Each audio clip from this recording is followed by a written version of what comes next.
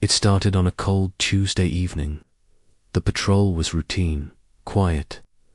Officer Reid drove slowly past the empty houses on Pine Street, his canine partner Bruno sitting alert in the back. Bruno had always been steady, never jumped without reason, never barked without cause. But as they passed the old brick house near the corner, Bruno let out a low growl. Then suddenly, he lunged at the window, barking hard, his paws scraping at the glass. Reid hit the brakes. "What is it, boy?" he asked, stepping out. Bruno was already at the sidewalk, staring up at the second-story window. It looked like nothing, just a broken shutter, some cracked glass, and darkness inside. But Bruno wouldn't move.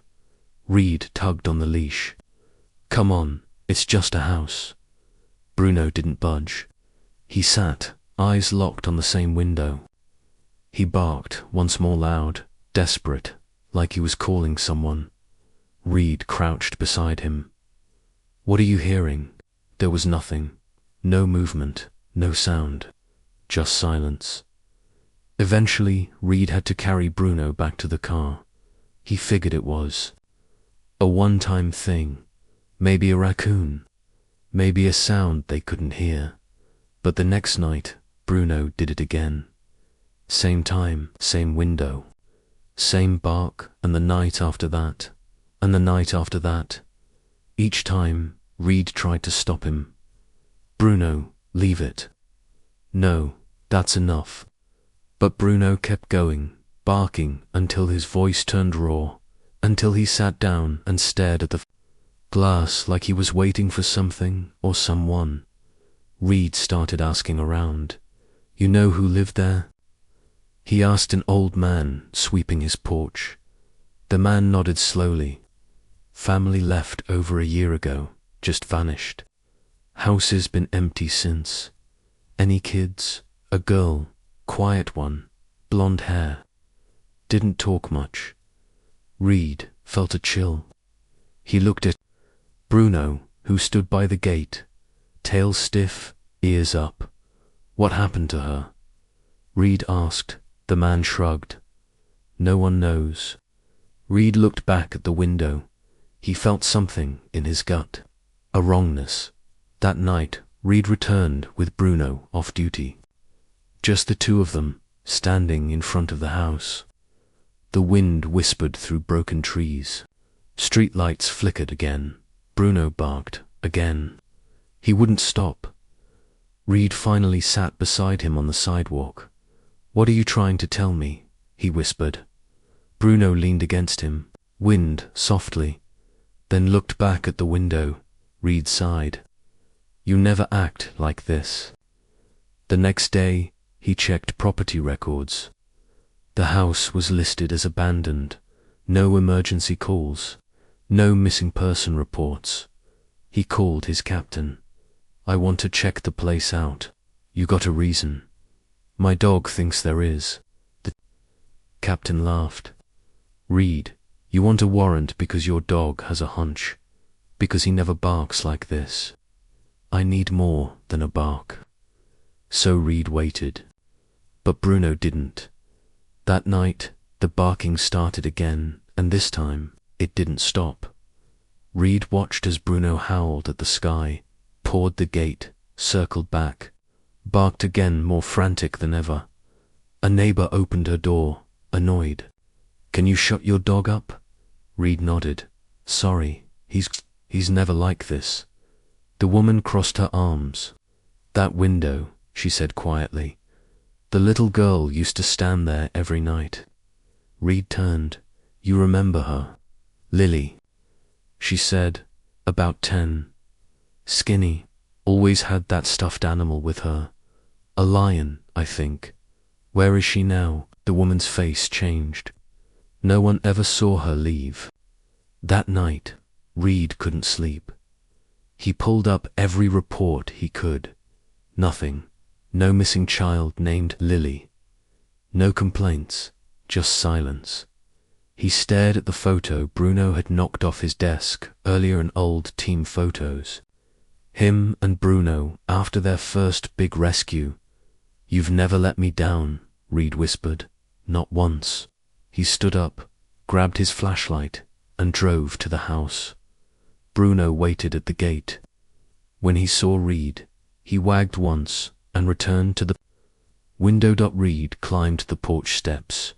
The door creaked open. Inside, the air was heavy. Musty dust covered the floor like snow.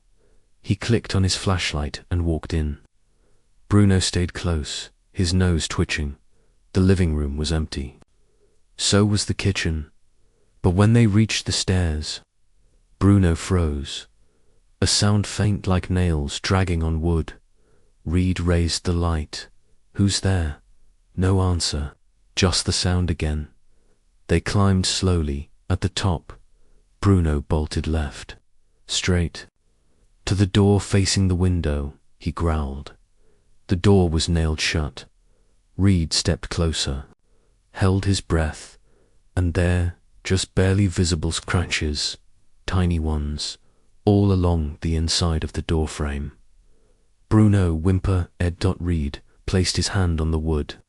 It was cold. Someone had been inside, maybe still was, and Bruno knew. Reid stood at the sealed door, flashlight in one hand. Bruno pressed close to his leg. The scratches on the inside made his stomach twist. They weren't from an animal. They were too small, too straight. Bruno sniffed the edges, then sat back down and stared at the window across the hall. Reid stepped back, heart racing. "What were you trying to get out of, kid?" The next morning, he filed a quiet report. Didn't push it up the chain, just logged the house as suspicious. But he couldn't stop thinking about the scratches, or the stuffed lion the neighbor had mentioned, or the girl no one remembered clearly. He headed to the city records office. The house had been marked vacant for over a year. No utilities. Number, tax payments, scheduled for demolition in 2 months. The listed owner was the city. Before that, it belonged to a man named Vincent Keller. Reid frowned. No forwarding address, no missing person report, nothing about a child. He returned to Pine Street that afternoon. Bruno hopped out before he even stopped the car. The dog ran straight to the same spot and sat down. Quiet this time. No barking, just waiting. Mrs. Harrow, the neighbor who'd mentioned the stuffed animal, stepped out again. "You back," she said. "I need to ask more about the girl," Reid replied. "You said her name was Lily." The woman nodded. "Yeah, sweet girl, but something always felt off." "What do you mean?" She didn't smile, ever. "And sometimes I'd see her at the window, just sitting there, not moving. Hours would pass." Reid scribbled notes. "What about her parents?" "Only ever saw the big man, loud, didn't like neighbors asking questions. After they disappeared, nobody cared." "Did you call the police?" She hesitated. "I did, once. Said I heard yelling. They came, knocked." He told them she was visiting family. "They left." Red clenched his jaw. "And no one ever saw her leave." "No." Her voice cracked. "That's what still haunts me." That night, Reid didn't go home. He parked across from the house, headlights off, engine quiet. Bruno rested in the front seat, eyes fixed on the second-story window. At exactly 8:13 p.m., Bruno sat up. His ears twitched. Then came the bark. One loud, sharp bark. Then silence. Reid stared at the house. Nothing moved. Then he saw it, a flicker. Just for a second in the upstairs window. It looked like a hand, a pale shape pulling back the curtain. Reid sat up straight. "Did you see that?" he asked Bruno. The dog barked again. Reid grabbed his flashlight and stepped out. The house looked dead, but the flicker was real. He knew what he saw. He crept up the porch steps again. Bruno stayed close, nose pressed to the door, still locked. Reid whispered. He circled to the back. One window was cracked open just enough. He pried it up and climbed inside. Flashlight slicing through the dark. Bruno followed quietly. They crept through the living room. Across the creaking floorboards. Second floor, Reid muttered. They climbed the stairs, each step groaning under their weight. Bruno sniffed the air, tail rigid dot. At the top, the same sealed door, still nailed shut, but the window beside it. The curtain was different, drawn open now. Reid reached for the nails, too solid to pull by hand. He'd need tools. He leaned close to the door. If someone's in there, he whispered, I'm coming back. Bruno let out a low whine. They left the way they came, back in the car. Reid couldn't stop shaking. He picked up his radio. Dispatch, he said. I need to request a building entry team for an abandoned residence on Pine Street. The voice replied, got a warrant. Working on it, he said. But I think there's a body inside. A pause. Alive or dead? I don't know, Reid said, but my dog does. The next day, he visited the school closest to Pine Street. A secretary checked old class rosters. There was a Lily Keller, she said, flipping through files. 3rd grade. Withdrawn suddenly 2 years ago. Reid leaned forward. What was the reason? The secretary frowned. No explanation listed. Just home transfer. Can I speak to her teacher? She made a call. Minutes later, a woman in her 50s stepped into the office. You're asking about Lily? Reid nodded. I remember her, the teacher said. She didn't speak much. Always wore the same hoodie. Had this stuffed lion she never let go of. Reid swallowed. Did she seem ... okay? No, the woman said softly. She flinched when someone raised their voice. Drew pictures of windows and locks. Once she handed me a note. It said, he said no food until I stopped crying. Reid blinked hard. Why didn't anyone report this? I did, but the principal called the parents.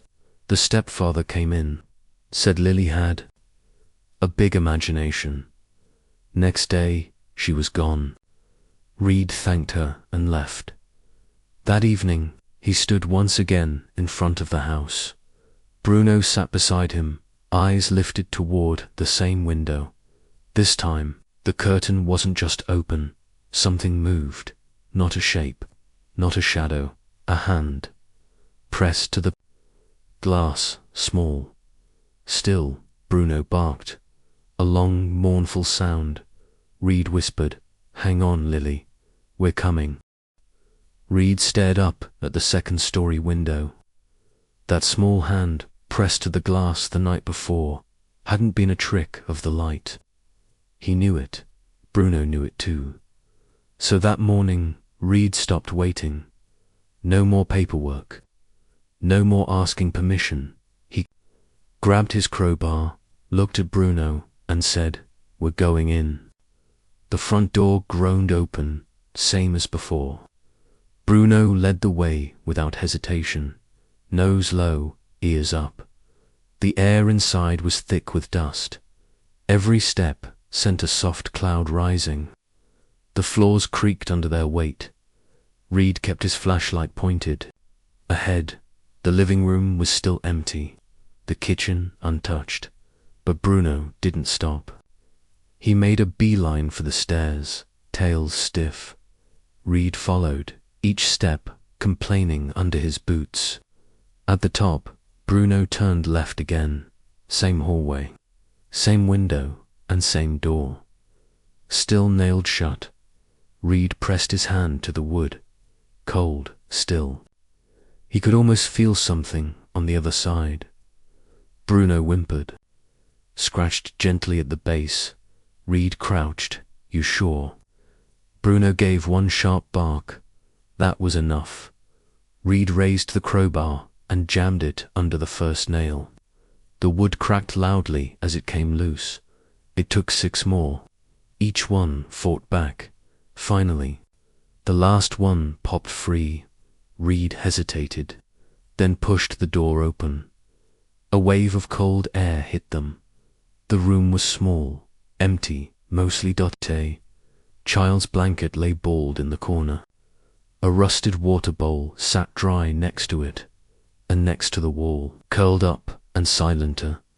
Stuffed lion. Matte, torn. Reid walked slowly toward it. Bruno didn't move. He stood in the doorway, staring at the floor.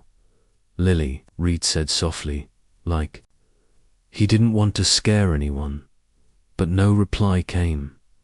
The walls were bare except for deep scratches near the baseboards.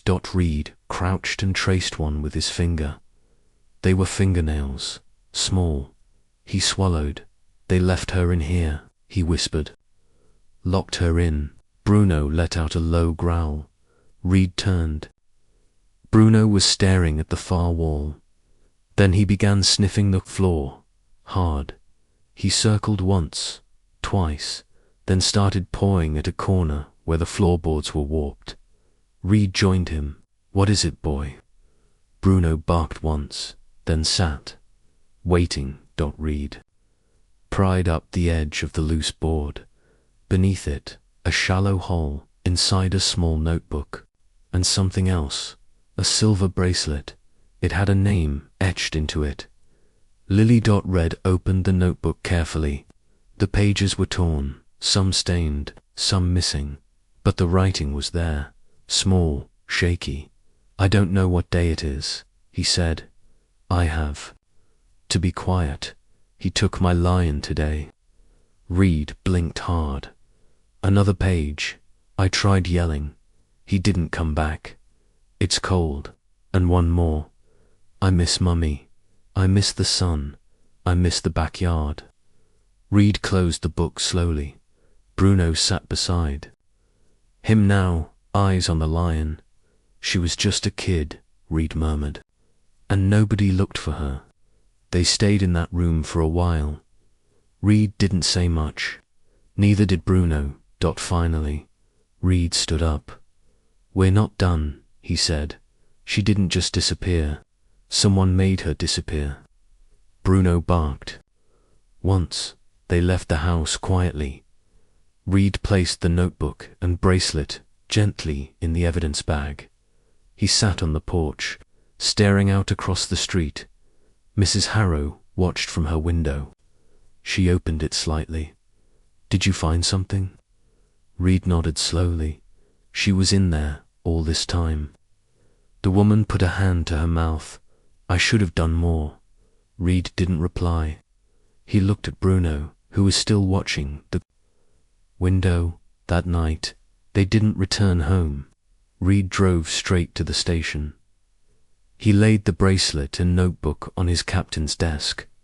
I know I broke protocol, Reid said, but this is why. The captain stared at the items in silence, then looked at him. You think this girl's still alive? Reid shook his head. No, but someone has to answer for what happened to her. The captain sighed. We'll open an investigation. You'll need to reopen her case first, Reid added. What case? That's the point, Reid said coldly. There never was one.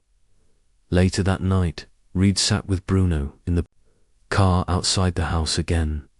The wind was quiet, but the window upstairs was no longer just a broken pane. Now it felt like a question hanging in the dark, and Bruno, still staring, refused to look away. Reid stared at the boarded-up house as the sun dipped behind the clouds. His hands still held the bracelet and Lily's notebook, now sealed in an evidence bag. Bruno sat next to him, ears up, eyes fixed on the second-story window. He didn't bark this time. He didn't have to. A slow creak came from a gate nearby. An older man in a flannel jacket stepped out of the house next door. "You, the one who went inside?" the man asked, voice rough from age. Reid nodded.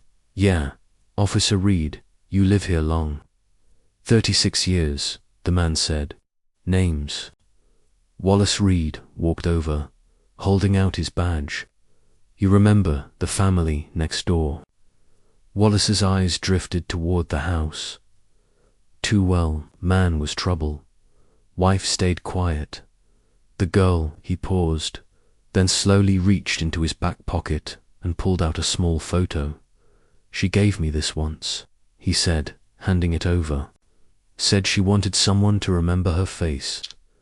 Reid held the picture carefully.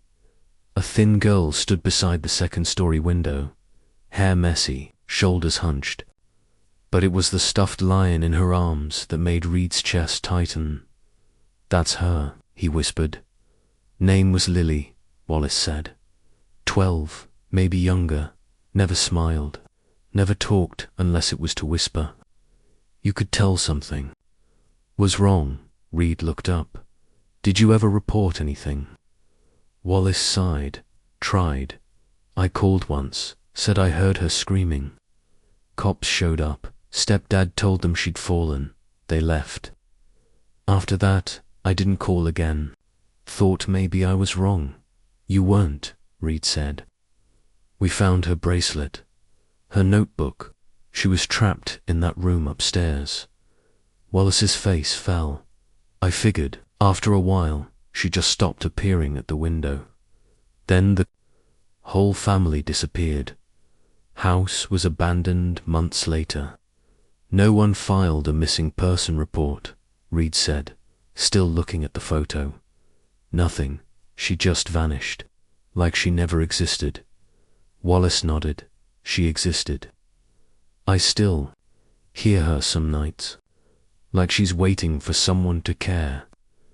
Bruno let out a low, soft whine. He nudged Reid's leg gently. "You knew, didn't you?" Reid murmured, looking at him. "All this time, you knew she was still there." Bruno pressed his paw to the sidewalk, eyes never leaving the window. Reid tucked the photo into his jacket. Back at the station, he placed the image beside the bracelet and notebook. The girl in the photo, the scratches on the door, the notes begging for help. It all pointed to one horrible truth. Someone had locked her in there, left her, and no one came. He typed up a report, this time making it official. Probable child, endangerment, evidence of unlawful confinement, presumed deceased. Investigation reopened. The captain leaned over his desk, eyes scanning the materials. "You're sure?" he asked. Reid nodded. "I want to track down the parents, find out what really happened." The captain hesitated. "Reid, this girl's been gone for years. We don't even have a body." "We have enough," Reid said. "And I have Bruno." The captain glanced at the dog curled up under Reid's desk. "That dog's onto something, huh? He hasn't stopped since the first night." Later that day, Reid returned to the neighborhood. Wallace was sitting on his porch, holding a cup of coffee. "You think you'll find them?" he asked. "I'm going to try. You're the first one who has." Reid crouched beside Bruno. "We're not letting her be forgotten." As they walked back toward the patrol car, a boy on a bicycle rode past. He slowed, looking at the boarded-up house. "That's where the ghost girl lives," he said. Reid turned. "Ghost girl?" The kid nodded. "We dare each other to knock on the door at night. Sometimes you hear her crying." Reid felt a chill run down his arms. "What's your name, kid?" "Tyler." "You ever see anyone go in or out of that house lately?" Tyler shook his head. "Just your dog. He sits out here like he's guarding her." Reid watched Bruno trot to the gate again and sit still. Silent. That night, Reid sat on his couch, flipping through old missing children reports. Nothing matched Lily. Nothing even came close. He went through foster care records, school withdrawal forms, even hospital visits. Then he found it. One hospital record, listed under Lily Keller, broken wrist, 8 years old. The form said accidental, fall, signed by her stepfather, Vincent Keller. Reid stared at the name. He opened the department database and searched it. The name popped up again. Last known address matched the house on Pine Street. No criminal record, no forwarding address. But there was one last detail.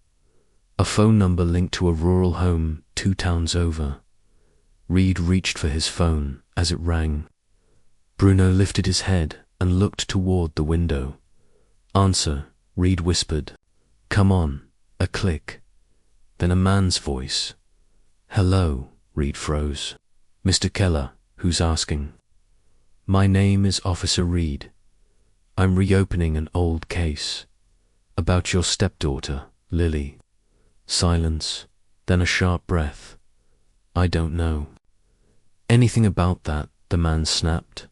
She was found, Reid said, and we have her journal. The line went dead. Bruno growled. Low. Dot. Reid looked down. We found him, didn't we? Bruno barked once, loud, sharp. Reid sat in the squad car, staring at his phone screen. The line had gone dead the second he mentioned Lily's name. Bruno sat in the back seat, head resting on the door, watching Reid in silence.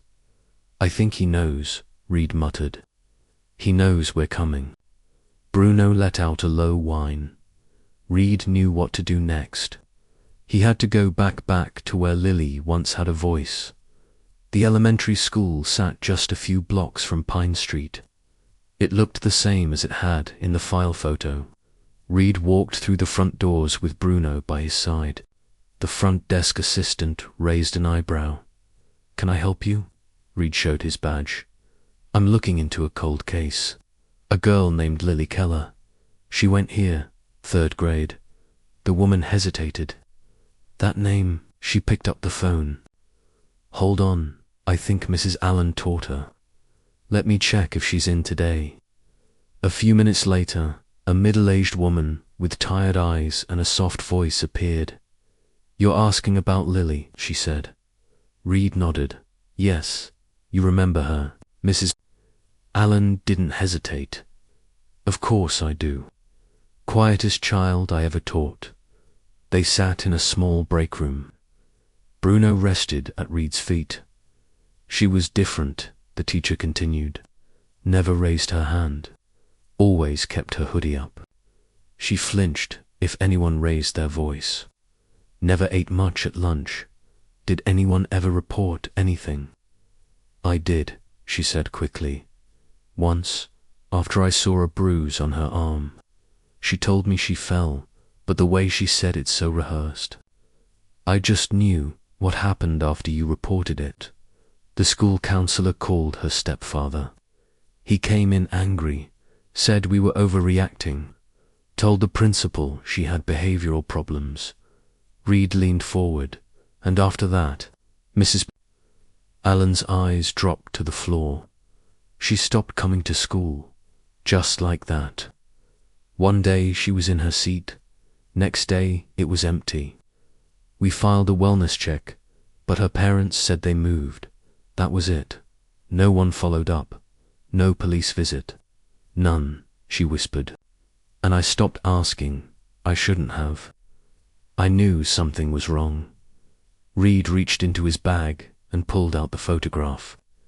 He laid it gently on the table. She gave this to a neighbor, he said. She wanted someone to remember her. Mrs. Allen's hand trembled as she touched the photo. She always carried that stuffed lion. Said it protected her when her mum didn't. Reid's voice was tight. Did her mother ever come to school? Once or twice? always quiet. Looked scared herself. Bruno let out a soft bark. Reid looked down. You okay, boy? Bruno stared at the photo, then looked at the door. Reid stood up. Thank you, Mrs. Allen, you tried. That matters. She nodded, tears brimming.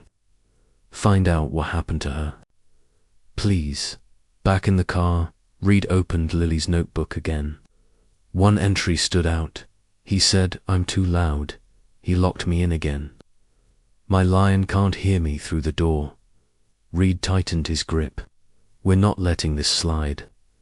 He pulled into the department lot and walked straight to the archives. There it was Lily Keller. One wellness check. No police visit.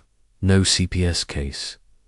Bruno paced the hallway while Reid scrolled through old logs. Then something caught his eye. A note attached to the file. No further action required. Family relocated. Reid slammed the file shut. He found his captain in the hallway. Why didn't anyone follow up on this girl? The captain glanced at the file. It says they moved. They lied. Reid snapped. She didn't move. She died in that house. Alone. You don't know that. I do. Bruno knew. He's known since the first night. The captain paused. You're too deep in this, Reid. I'm not deep enough. That night, Reid sat outside the old house again. The boards on the window hadn't moved. But in the soft glow of the street lamp, the shadow behind the curtain seemed just a little more real. Bruno rested his head on Reid's lap, tail curled. You brought us here, Reid said. You barked until someone listened. You're the only reason Lily has a voice now. Bruno licked his hand once, then turned to the house again. They sat there in silence. Two shadows keeping watch over a place no one wanted to remember. But Reid would remember. Bruno would remember, and soon the whole world would know.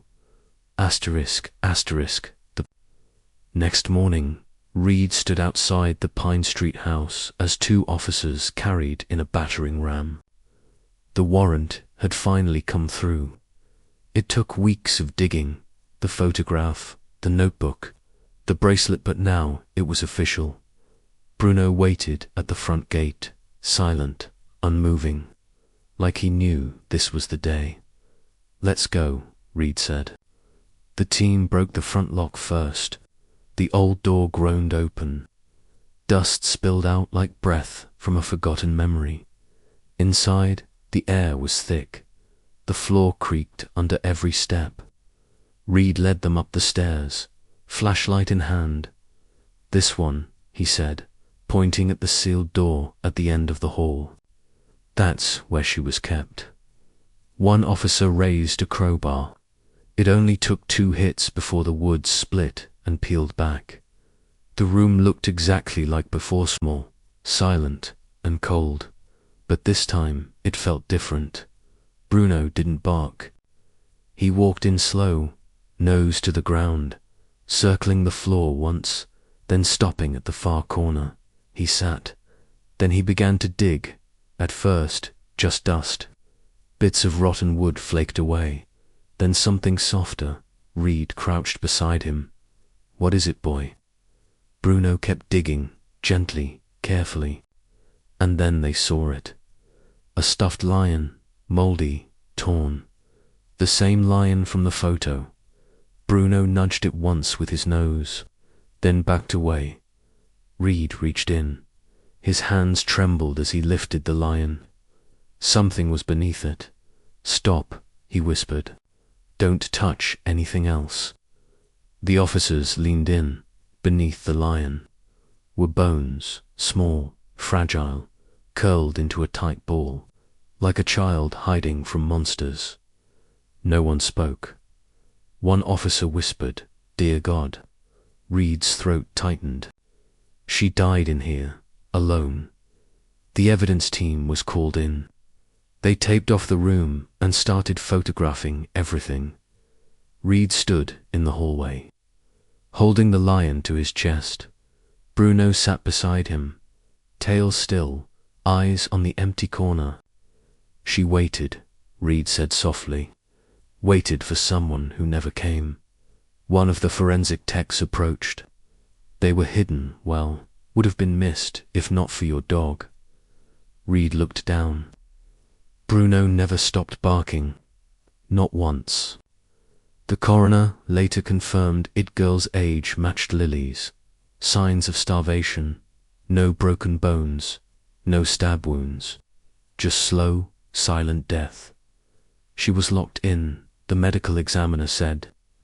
No food, no water. She didn't even have a chance. Back at the station, Reid placed the lion on his desk. It didn't belong in evidence. It belonged to her. Bruno curled up on the floor beside it and didn't move for hours. Reid stared at the report. There were still blanks, still no sign of the mother. The stepfather hadn't answered another call, but now they had something that couldn't be ignored. She was here the whole time. Reid told the captain, all those calls, all those chances, and no one followed through. The captain rubbed his eyes. And this dog figured it out before anyone else. Reid nodded. He never gave up. That night, Reid drove back to the house. Alone, he stepped into the room one last time. Flashlight low, the floor had been sealed again, but the space felt emptier now. Like whatever had been trapped there was finally free. Bruno didn't enter this time. He just sat at the door, watching Reid crouched in the center and whispered, I'm sorry we were late. A soft breeze moved through the cracked window. Outside, Bruno stood and looked up, not barking, just watching, as if the girl he'd been trying to save had finally heard him. Reid stood outside the medical examiner's office, jaw clenched so tight it hurt. Inside, Lily's remains were being examined, and outside, Bruno sat by the cruiser, staring into nothing. The coroner walked out with a clipboard. He didn't. Meet Reid's eyes. We finished the autopsy. Reid didn't blink. Tell me, cause of death was malnutrition, the coroner said. No external injuries, no broken bones, no signs of trauma. Reid's voice was sharp. You're telling me she just wasted away? The coroner nodded. She was locked in. No food, no water, slow starvation. Probably took days, maybe weeks. Reid felt something burn behind his eyes. And you're calling that natural causes? The coroner lowered his voice. It's what the report has to say when there's no direct injury. But no, this wasn't natural. This was neglect, or worse. Bruno let out a low growl. His ears stood tall, eyes fixed on the door. Reid turned to him. You knew. You knew she didn't die by accident. Bruno walked to the cruiser and sat. By the passenger side, still watching, back at the station, Reid dropped the coroner's report on his captain's desk. She was starved to death, he said. Trapped in that room. The captain scanned the pages. There's still no name tied to the house. Vincent Keller, Reid said. Her stepfather, he's the one. He vanished right after they abandoned the place. No proof. The captain replied, no address. Nothing to hold him with. Reid slammed his fist on the desk. She didn't lock herself in. I didn't say she did, the captain said quietly. But you need something solid. Reid stormed out. Bruno followed, tail down. They returned to the Pine Street house that evening. The boards on the upstairs window hadn't been touched. Bruno walked up the path, sat down under the window, and stared. Just like always, Reid sat beside him on the cold pavement. Why didn't they care? he whispered. Why didn't someone ask where she went? Bruno placed his paw on Reid's knee and looked up. She trusted that lion to keep her safe, trusted her mother to come back, trusted the world to notice. Bruno winced softly. Reid stood. We're not done. The next day, Reid dove back into public records, old phone books, DMV data, anything that could tie Keller to a location. Bruno sat beside his desk the whole time, quiet and alert. Hours passed. Then Reid found an old utility bill, not for the Pine Street house, but for a mobile home in Oak Hollow. Same name, same birth date. Reid grabbed his jacket. Come on, Bruno, we've got him. They drove 2 hours through winding roads, until the trees gave way to a rusted trailer park. Unit 14. Reid parked and stepped out. Bruno growled the moment his paws hit the gravel. Easy, boy, Reid whispered. He knocked. No answer. He knocked again. Vincent Keller. This is Officer Reid. We need to speak with you. Still nothing. Then the door creaked open. A woman stood there. Tired eyes, pale. Are you here about Lily? She asked. Reid's heart jumped. You're her mother. She nodded slowly. I figured it would come someday. Reid stepped inside. Bruno followed, nose twitching. The trailer was small, cluttered. The woman sat at the kitchen table. You left her there, Reid said. Tears filled her eyes. No, I didn't know. She was locked in a room. She died alone. You didn't know. I was in the hospital, she said. I had pneumonia. He didn't let me call anyone. When I came home, he said she ran away. Bruno growled low. Reid stared at her. And you believed him? I wanted to, she whispered. Because the truth, it would kill me. Where is he now? Out. Back, she said. In the shed, he's drinking again. Reid stood, hand on his holster. Stay here. Bruno led the way through the yard at the shed door. Reid knocked once, no reply. He opened it slowly. Vincent Keller sat on a stool, beer in hand, unshaven, eyes bloodshot. Reid stepped in. Lily, you locked her in and left her to die. Keller didn't even flinch. She was always crying, always making noise. I told her to be quiet. You starved her. She was out of control. I didn't mean for it to go that far. Bruno barked once. Loud. Reid pulled out his cuffs. You're under arrest. Keller stood up fast, but Bruno lunged first, blocked him, growling. Eyes locked. Reid cuffed him without another word, as he led Keller to the cruiser. The mother stood at the door, crying. I'm sorry, she whispered. I should have saved her. Bruno stood beside her and stared up at the sky, and for the first time in days, he didn't bark. The cuffs clicked shut around Vincent Keller's wrists. Bruno stayed beside Reid the whole time, growling just enough to make sure the man didn't try anything. Keller didn't say a word during the ride, just stared out the window like it was all beneath him. Back at the station, Reid handed him off to booking and walked out into the night air. Bruno followed, head low, body tense. We've got him, Reid whispered. But it's not over. Bruno let out a quiet whine. They still hadn't heard the full story. The next morning, Reid returned to the trailer. Lily's mother answered the door, holding a baby on her hip. Her hair was clean, her clothes neat. She looked like someone who'd built a new life and never looked back. Reid took off his hat.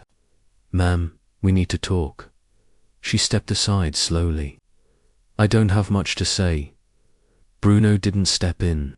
He stayed just inside the doorway, ears up, staring at her. Reid sat across from her at the kitchen table. "You're Lily's mother." She nodded, her lips tight. "Yes. Why didn't you report her missing?" "She ran away," she said quickly. "It was a long time ago." Bruno growled low, sharp. Her face flinched. Reid leaned forward. "Don't lie." He locked her in. "We found her bones, her notebook, and her stuffed lion. She didn't run, she starved." Her hand trembled as she placed the baby in a nearby crib. Then she turned, arms folded, but her voice shook. "You don't understand. Help me understand," Reid said. "Why did you leave her?" Tears welled up, but she blinked them away. "He told me she was lying. Said she made things up. When I got sick and had to stay at my sister's for 2 weeks, I thought." Reid's voice cut in. "You thought what? That she was with him," she said, her voice cracking. "He told me she went to stay with a friend. When I came back, she was just gone. He said she ran off." Bruno growled again, stepping forward. "She was 12, Reid said. 12. She trusted you." The woman collapsed into the chair, head in her hands. "I didn't know he locked her in. I swear." "Then why didn't you check?" "Because I was afraid of him," she sobbed. "Because he controlled everything. I let myself believe his lies because it was easier than facing the truth." Reid looked down at Bruno. He didn't believe the lie. From day one, he knew something was wrong. She stared at the dog, eyes red. Why did he go back to that house? "Because she never left it," Reid said. "Not really. He stood at that window every night, waiting, like he was listening for her." The baby in the crib began to cry. She rose quickly to comfort the child. "I have a family now," she said, "a little boy. I didn't want to bring all that pain into this life." "You brought a grave into this life," Reid said coldly. "You can't just walk away from what happened to her." "I didn't kill her, no. But you looked away." Bruno sat beside Reid, eyes fixed on the woman like he was trying to understand her. To Reid stood, "We're filing charges, neglect, failure to report. You'll be investigated." She nodded slowly. "I deserve it." Outside, the air felt heavier. Reid leaned against the car. Bruno sat quietly beside him. "She didn't hit her," Reid said. "But she didn't save her either." Bruno licked his hand gently. Reid looked down. "You knew she wasn't telling the truth. You knew from her voice." Bruno let out a low breath, then turned his head toward the trees. They stood there a long while, not speaking, just remembering. As they drove back to the city, Reid glanced in the rearview mirror. "People failed her," he said. "Everyone. But you didn't." Bruno closed his eyes, but didn't sleep. He was still listening, still waiting, still guarding a girl no one else had seen. Asterisk. Back at the station, Keller sat in the interrogation room, arms crossed like he had nothing to hide. Reid stood behind the glass, watching him closely. "He hasn't said a word since we booked him." One officer said, "He's waiting for us." "To give up," Reid replied. "But I'm not done." Bruno sat outside the door, alert and restless. His ears twitched each time Keller shifted in his seat. Reid walked in slowly and sat across from him. "You want to tell me what happened to Lily?" Keller shrugged. "She ran away." "I already said that." "No, you said that because it was easy," Reid replied. "But we found her, and we found what you left behind. She was a difficult kid, always acting out." Reid leaned in. "You mean she cried for help?" Keller narrowed his eyes. "She made stuff up. Attention-seeking. That's all it was." Reid dropped a folder on the table. Then, what about this? Inside were old hospital records, bruised ribs at age 7, a broken wrist at 8. The reports all claimed accidents. She fell, Keller said. She was clumsy. Reid opened. Another file, multiple ER visits. Always with you. But no follow-up, no child services. You made sure of that, didn't you? Keller stayed silent. Doctors thought she was just unlucky. But we both know that's not true. Bruno barked once outside the door, a deep, warning bark. Brett pulled out the final piece. A second notebook.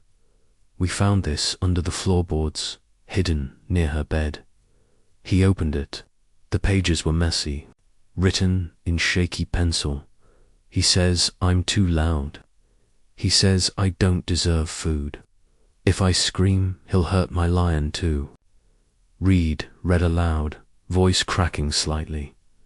I don't want to be here anymore. I just want to sleep. Keller looked away. Reid slammed the notebook shut.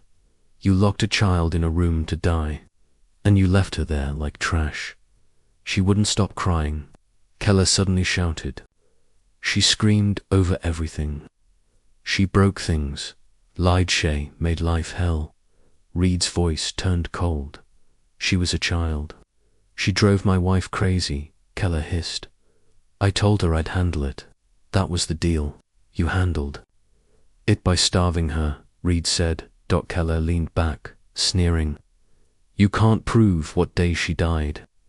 But we can prove who was in that house, who last paid the bills, who owned the phone line. All of it connects back to you. The door creaked. Bruno stood in the frame, eyes locked on Keller. He didn't growl this time. He just stared. Keller looked away again. Reid stood. He knew. My dog knew what you were hiding before we did. Outside, Reid knelt beside Bruno. We're almost there, boy.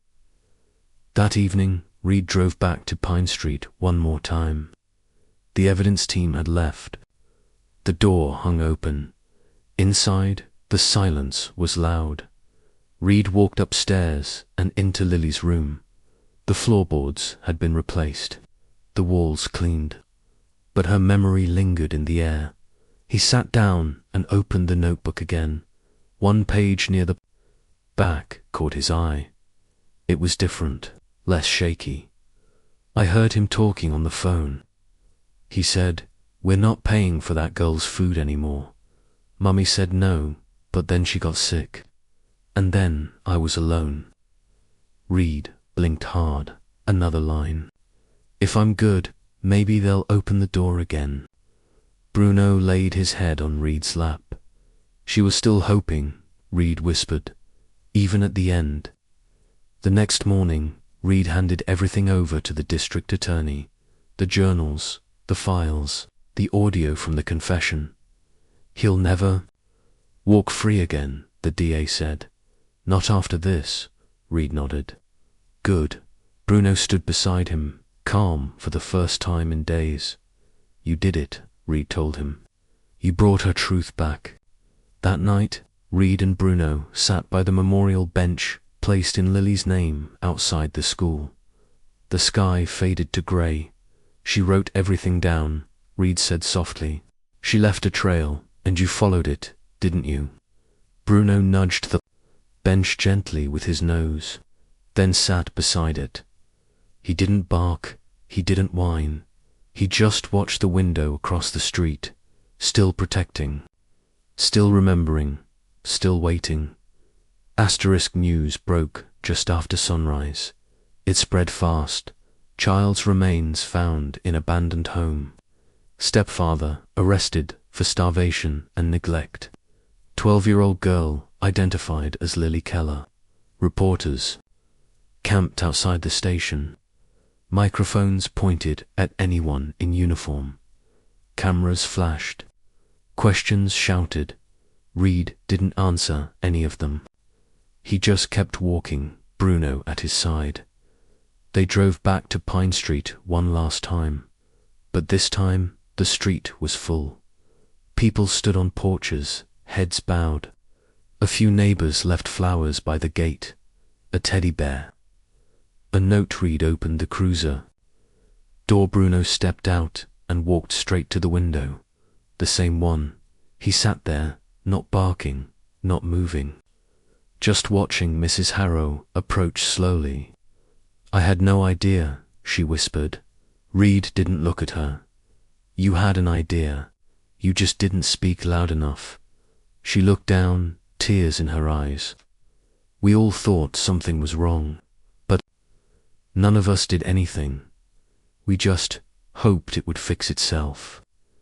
"Hope doesn't feed a child," Reid said. "Hope doesn't open a locked door." More neighbors stepped out. One man held a candle. A woman placed a drawing on the fence. Picture of Lily holding her lion. A news van rolled up. A reporter stepped out and faced the camera. "This house, just another rundown property last week, is now the center of a tragic story," she said. "A forgotten girl, a sealed room, and a dog who never stopped barking." That part made Reid turn. They didn't understand. Bruno didn't bark for attention. He barked because no one else did. Later that day, Reid stood outside Lily's old school. Principal Hayes met him at the door. "We're dedicating something in her memory," she said. "It's the least we can do." A group of students and teachers gathered in the courtyard. A bench had been placed under a tree, carved with Lily's name.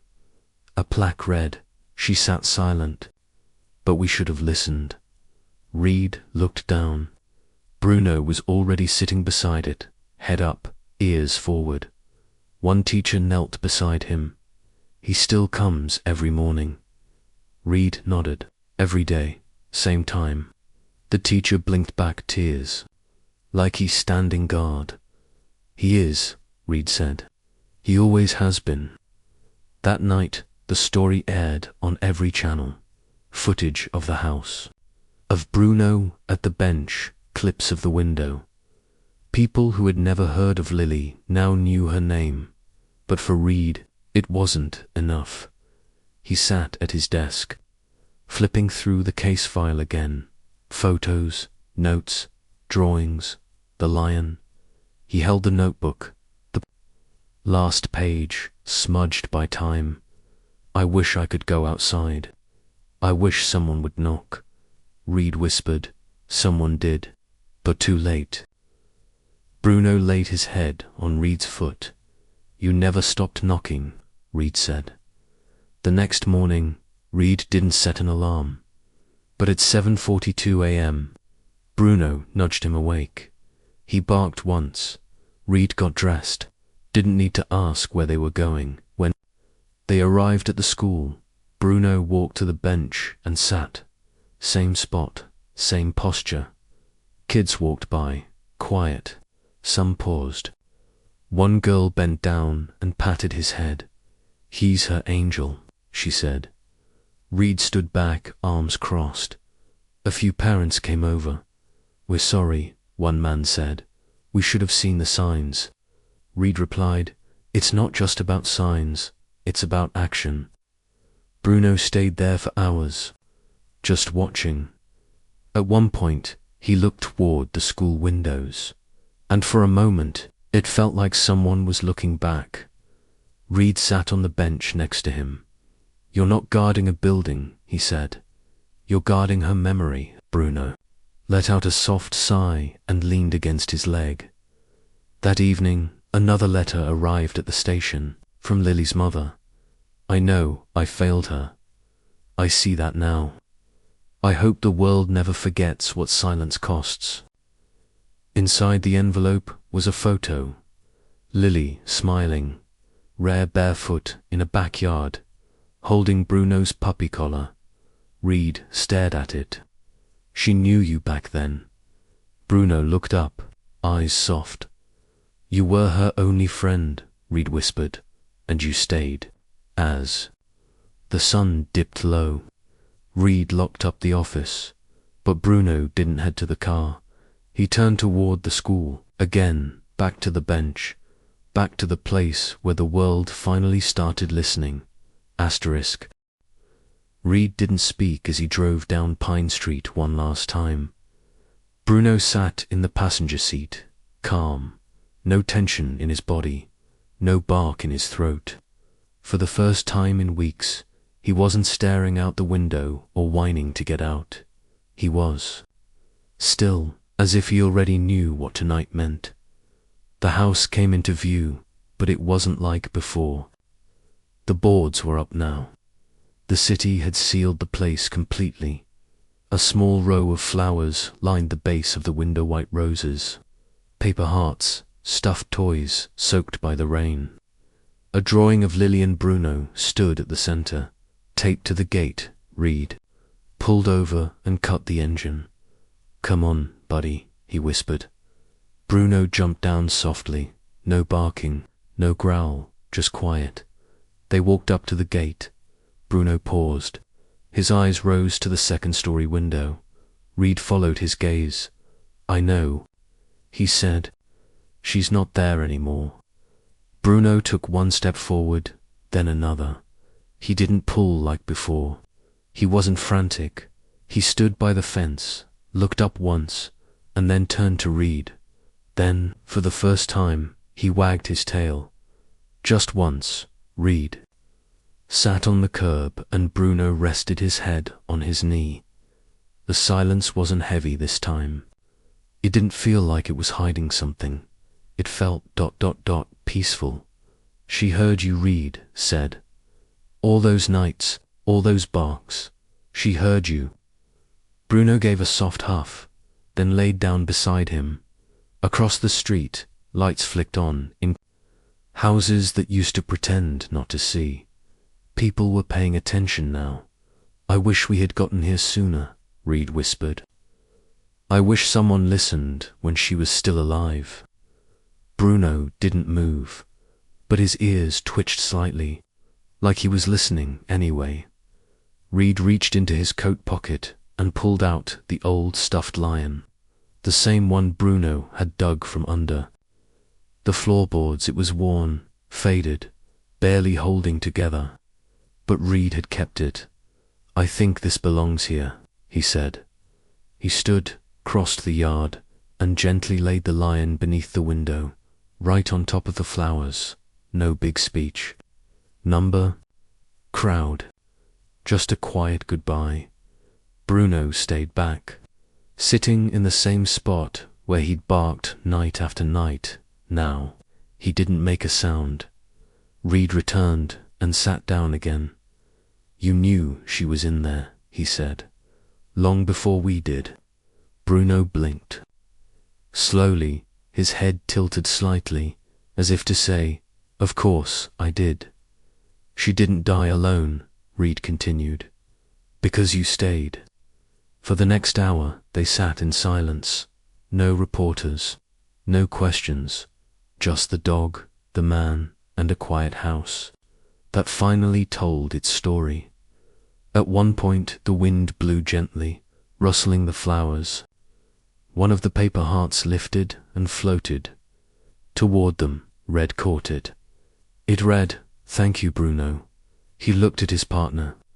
"They finally see you." Bruno stood, stretched, and walked to the gate one last time. He looked up at the window. Again, no bark, no growl. Then he turned around and walked away. Reid followed, eyes misty. Back in the car, Bruno curled into the passenger seat and let out a soft sigh. "You're tired, huh?" Reid said gently, "You earned it." Bruno rested his head on the seat, eyes already starting to close as they drove off. Reid glanced in the rearview mirror. The house was still, no shadow in the window, no flicker behind the glass, just flowers, and a stuffed lion watching over them. The window stayed quiet, and for once that was enough. Asterisk, asterisk, asterisk, a month passed. The house on Pine Street remained boarded up. The flowers at the base of the window faded, but no one dared touch them. Reid thought it would feel finished.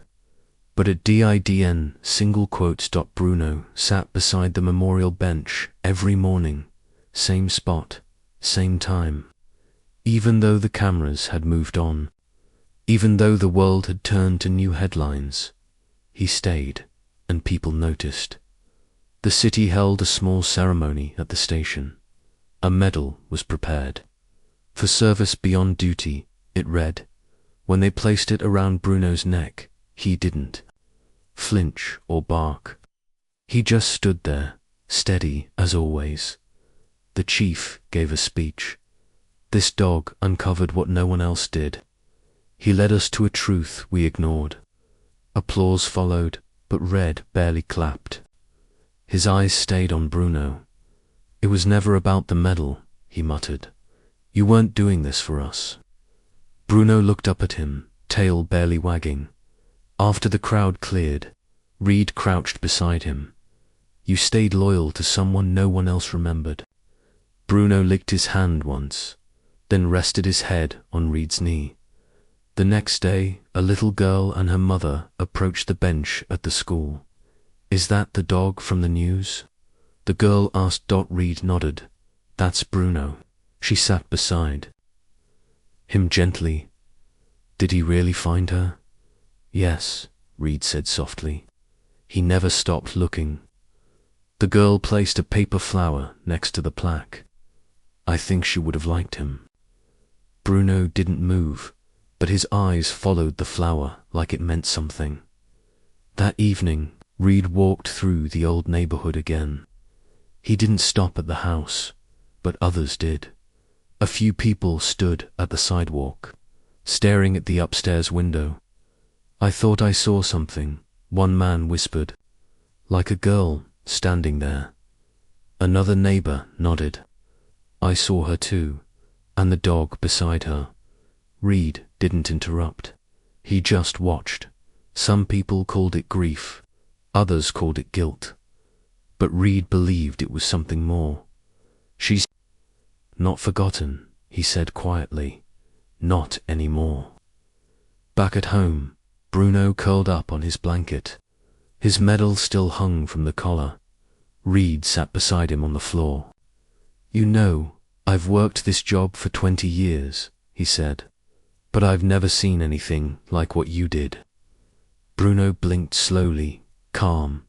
You didn't just sniff her out, Reid continued. You felt her every day, until we finally listened. He leaned back against the wall. The world let her down, but not you. For the next few weeks, people left letters by the bench, drawings, thank you notes. One child's note read, I won't be quiet if I see something wrong. Another simply said, I wish Lily had been my friend. Reid every single one. He kept them in a folder on his desk. A few schools reached out, asked if Bruno could come visit. He's not just a dog, one teacher said. He's a story. And Bruno went, calm as ever, letting kids pet him. Sitting quietly during assemblies, Reid smiled every time. He's more than a story, he told them. He's a promise. One night, just before sunset, Reid and Bruno walked past the Pine Street house again. The boards were still up, the paint still peeling, but something felt lighter. Bruno didn't stop at the gate this time. He looked up at the window for a moment, then walked on. Reid glanced back and swore. Just for a second he saw it too. A small figure in the window, hair down, holding a stuffed lion. And beside her, a dog, not barking, just standing tall. Reid didn't say a word. He just smiled. Because some spirits don't haunt, they protect. And some dogs, they never forget.